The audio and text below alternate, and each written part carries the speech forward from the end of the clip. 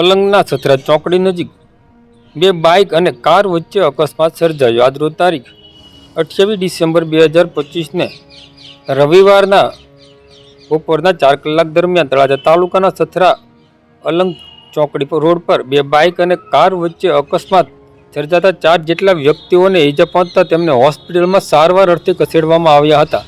તળાજા તાલુકામાં અકસ્માતોની ઘટના યથાવત રહી છે. ત્યારે આજે જાણવા મળતી માહિતી મુજબ તળાજા તાલુકાના અલંગ શિપ બ્રેકિંગ યાર્ડમાં સથરા ચોકડી વાળા રોડ પર બે બાઇક અને કાર વચ્ચે એમ કુલ 3 વાહનો વચ્ચે અકસ્માત થયો હતો અને અકસ્માતમાં 4 જેટલા વ્યક્તિઓને ઈજાઓ થતાં તેમને તળાજાની સરકારી, ખાનગી અને ભાવનગર હોસ્પિટલમાં ખસેડવામાં આવ્યો હોવાનું સ્થાનિક લોકો પાસેથી જાણવા મળ્યું છે. જોકે ઈજાગ્રસ્ત વ્યક્તિઓના નામ જાણવા મળ્યા નથી અને ઈજાગ્રસ્તો પાદરી ગોહિલ ગામના હોવાનું જાણવા મળ્યું છે.